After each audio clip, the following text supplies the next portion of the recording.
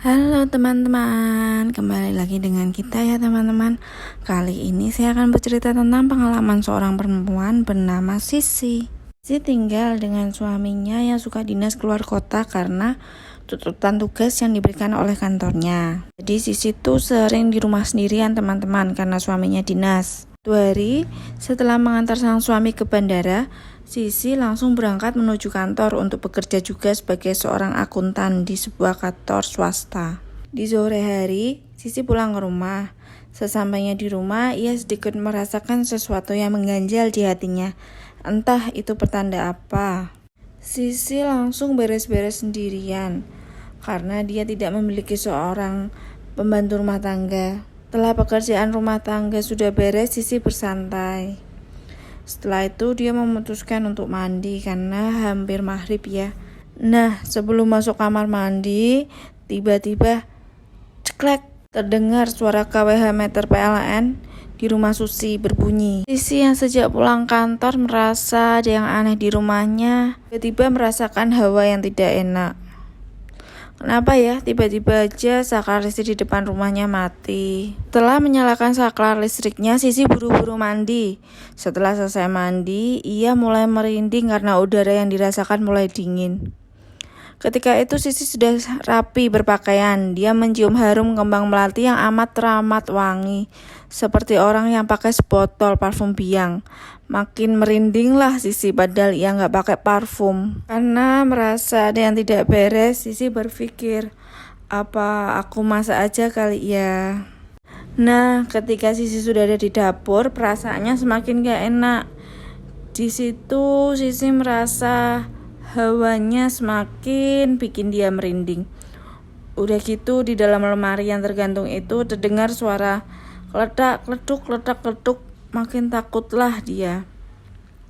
Namun Sisi masih berpikiran positif bahwa hal itu bukanlah apa-apa. Dia berpikir bahwa itu suara tikus saja. Waktu selesai motong sayur dan alat masak seperti penggorengan sudah siap di atas kompor, Sisi berniat untuk mengambil bumbu dapur seperti garam, micin, dan gula. Di dalam rak bumbu itu masih terdengar suara kletak-kletuk yang Sisi pikir itu adalah tikus. Sisi pun mengambil centong buat masak yang siapa tahu diperlukan buat memukul tikus itu agar segera pergi dari lemarinya. Centong sudah berada di tangan Sisi. Kemudian Sisi semakin mendekat ke arah lemari gantung tersebut. Dengan perlahan-lahan Sisi membuka lemari itu. Dan setelah terbuka sedikit, belum terlihat apa-apa.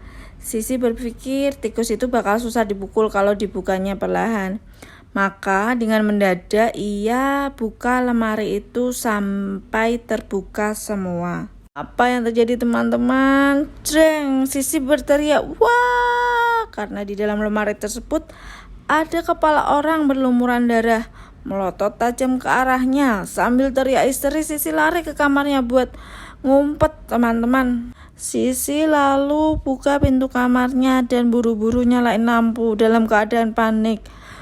Waktu Sisi membalikan badannya, ternyata apa yang dia lihat teman-teman, ternyata sudah ada yang menunggu Sisi di atas kasur, yaitu sosok wanita berbaju putih lusuh dengan rambutnya yang acak-acakan menutupi sedikit wajahnya yang tampak pucat menyeramkan. Dia tersenyum menyeringai dan kemudian melotot ke arah Sisi. Sisi langsung mengucapkan istighfar. Astagfirullah, astagfirullah. Dengan keadaan kaget dan takut setengah mati, Sisi mulai lemas. Mungkin bisa dibilang hampir pingsan karena kakinya seperti kehilangan tenaga untuk berdiri. Akhirnya Sisi mundur perlahan sampai tubuhnya menyentuh tembok untuk bersandar. Dan seketika itu juga Sisi mengumpulkan keberaniannya.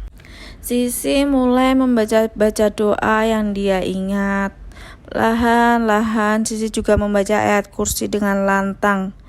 Dan setelah selesai membacanya, tiba-tiba kuntilanak itu hilang tanpa ada bekas sama sekali teman-teman. Walaupun Sisi sudah melihat kuntilanak itu hilang, dia tetap membaca doa-doa yang dia ingat. Dia tetap membaca ayat kursi dengan lantang teman-teman. Setelah itu Sisi melanjutkan masaknya karena ia memang sudah lapar. Namun ketika Sisi sudah ada di dapur, dia merasa aneh karena lemari itu ditemukan dalam kondisi tertutup. Padahal tadi kan sudah dibuka ya teman-teman. Penasaran, Sisi membukanya. Dan tara, ternyata sudah nggak ada apa-apa lagi teman-teman. Sekian dulu ya teman-teman cerita horor kali ini. Kalau teman-teman mau berbagi kisah horor, boleh ya komen di kolom komentar. Jangan lupa like dan subscribe-nya ya teman-teman. Terima kasih teman-teman.